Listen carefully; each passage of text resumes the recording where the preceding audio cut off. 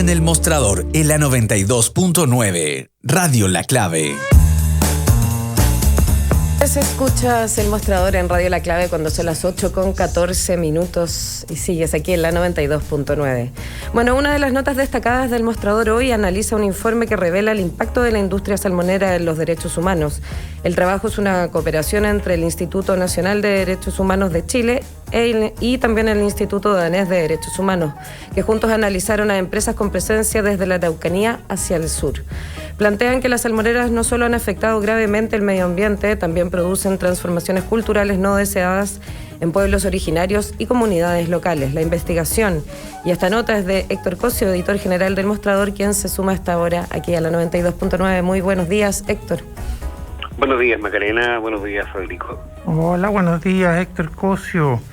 Cuéntanos un poco de esto, por favor, que llama mucho la atención. Sí, mira, bueno, el informe que llevamos hoy día en el Mostrador, como bien decía Macarena, es una colaboración que surge entre el Instituto de Derechos Humanos, el INDH de Chile y SUSINI de Dinamarca.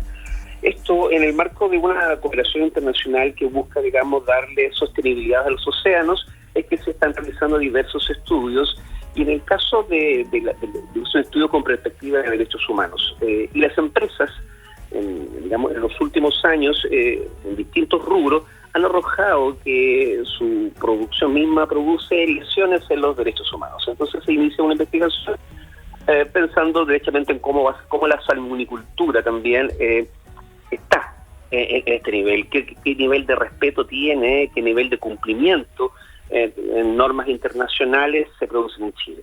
¿Y cómo impacta a las poblaciones? Entonces, ¿ese sería como el foco? ¿Cómo impacta a las poblaciones? Porque el impacto del medio ambiente ya uno podría sospecharlo desde que la Constitución, y no solo la chilena, sino también el derecho internacional, establece, digamos, el derecho a vivir en un ambiente libre de contaminación. Desde ahí parte ya un poco las lesiones que uno podría encontrar en este tipo de industria, pero esto se expande a las comunidades locales, se expande a los trabajadores y se expande también a las comunidades indígenas. Es importante, en los minutos que llegamos para hablar de este informe, recordar que, mira, no sé si ustedes se acuerdan bien, pero del año 2007 al año 2009, la industria chilena es la que sufre, digamos, este gran catástrofe producto del virus ISA, ¿se acuerdan? Donde la empresa de la salmonicultura, producto, digamos, de una bacteria, se cae enormemente la industria, se produce un problema reputacional enorme a nivel internacional y la industria pierde millones y millones de dólares. En esa oportunidad se hizo una investigación en la Cámara de Diputados en donde técnicos, políticos, científicos se dedicaron a calcular el costo económico y el costo también en puestos laborales que había traído este virus ISA, y en su minuto sacaron algunas conclusiones que ahora a uno le podría parecer bastante arrogantes, como por ejemplo que en ese minuto se concluyó que la industria salmonera no afectaba la contaminación, o sea, no era una empresa contaminante ni afectaba al medio ambiente. Al tiempo después, cuando se recompone esta empresa, empieza cada vez más a surgir informaciones que ya son bastante habituales respecto de todo lo contrario, respecto a que efectivamente esta empresa, esta industria, en rigor, genera consecuencias. Serias contaminaciones en los océanos, contaminación también en los cuerpos de agua y, como decíamos recién también, lesiones en los derechos humanos de las personas. Y este informe que hacen los institutos de derechos humanos viene de alguna manera a hacer justicia a ese informe que fue elaborado en su minuto y que omitió todo este tipo de detalles. Y por ejemplo, algunos de estos detalles de manera somera. Lo dividen en diferentes partes. En la parte del medio ambiente hacen una sistematización bastante interesante respecto, digamos, de dónde están los principales focos, digamos, de contaminación, los principales focos que afectan el vivir precisamente en un ambiente libre, digamos, de contaminación. Uno de ellos es lo que conocemos también como el Mayo Chilote, ¿no? Fue lo que pasó en el año 2016, cuando se produjo la marea roja. La marea roja, para algunos científicos, coincidió, para otros es la causa, con el vertimiento de miles de toneladas de salmones en el mar.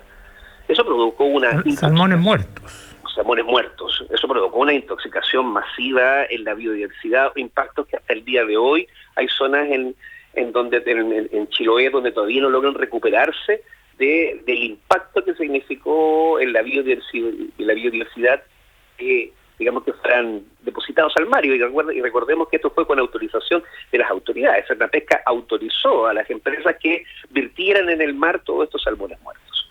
Para algunos eso fue la causa de la marea roja, que provocó otros problemas también de tipo económico a los pescadores locales, pero todavía hay divergencias en torno a cuál fue la fuerza de este impacto respecto, digamos, de la marea roja, algo que todavía está discutible.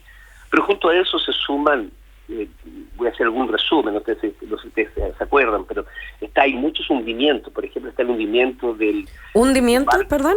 Hundimientos, son buques, por ejemplo, que se dedican al traslado de estos peces, y que estamos hablando que muchos de ellos se producen en mares bastante complejos, en mares abiertos, en mares de Magallanes, y se producen hundimientos, se volcan de estas naves y, por ejemplo, producen problemas como derrames de 60.000 litros de petróleo, se pierden 100 toneladas de salmones descompuestos.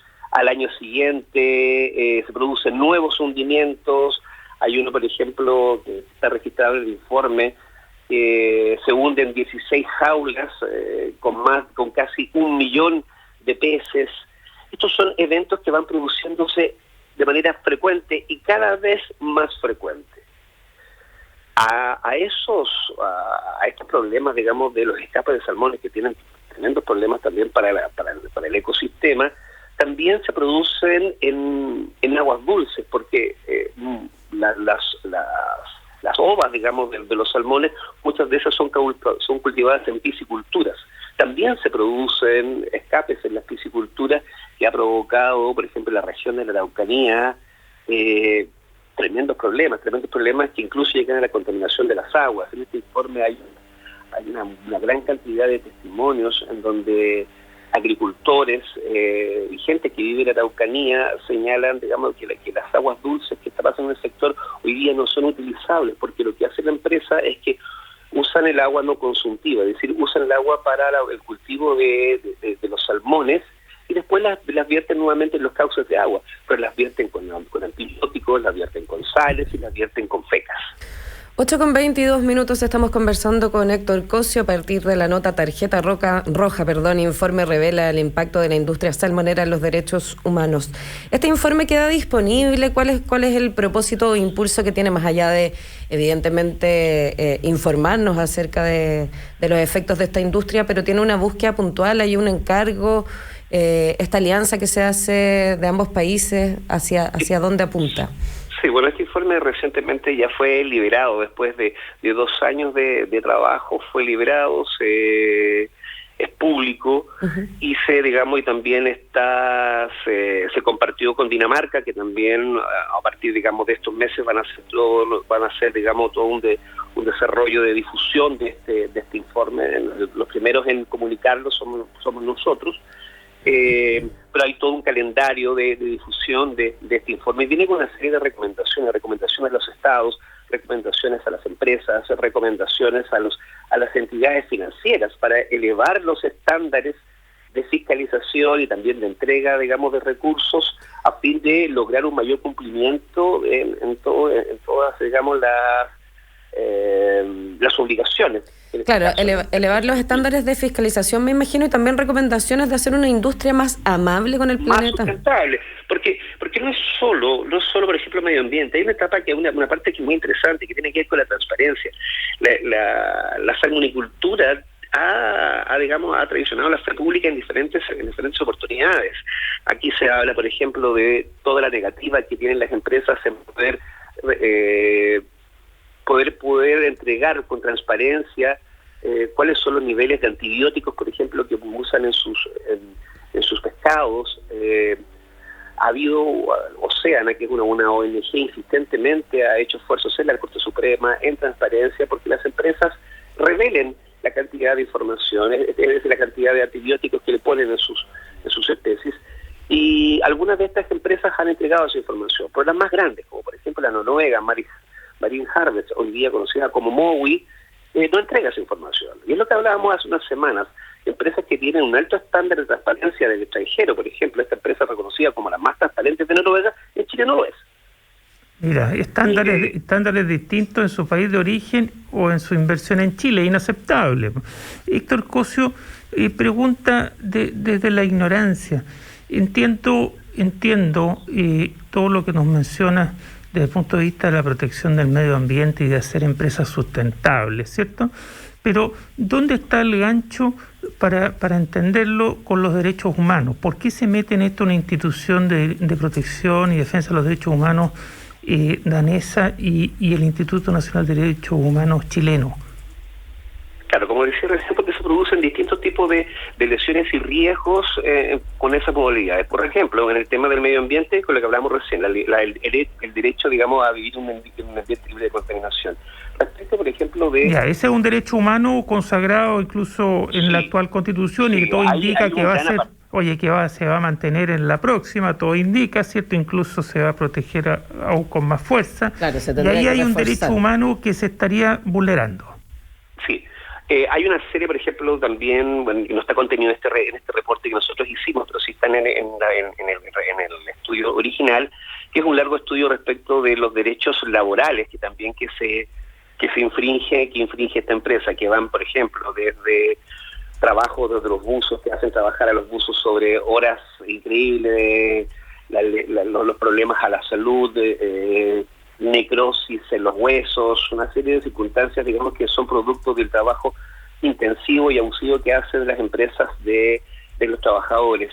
Hay un elemento también muy importante acá que tiene que ver y que está en la bajada, es que se ha detectado también que la empresa en el extremo austral ha hecho, digamos, sometimiento forzoso, un sometimiento cultural forzoso de los pueblos originarios. Esto pasa, por ejemplo, cuando instalan jaulas, instalan operativos en reservas indígenas, como por ejemplo la intención de trasladar muchas de estas empresas a las reservas, a la Calufa, las reservas Cahuéscar, ese tipo de industrias donde están en lugares que son de protección, lugares donde ancestralmente se produce, por ejemplo, el tránsito de barcazas de pueblos originarios, donde está su cultura, que está ahí, precisamente, que es nómada, que se edifica en torno, digamos, a rutas libres del mar. Hoy día, al tener cooptado esos espacios por las salmoneras, tienen prohibido el ejercicio, digamos, de la navegación. Eso, por ejemplo, es una vulneración flagrante de los derechos humanos en el acápite exclusivamente de los pueblos indígenas. Porque se les obliga a cambiar una forma digamos, ancestral de cómo manejar su cultura por otra.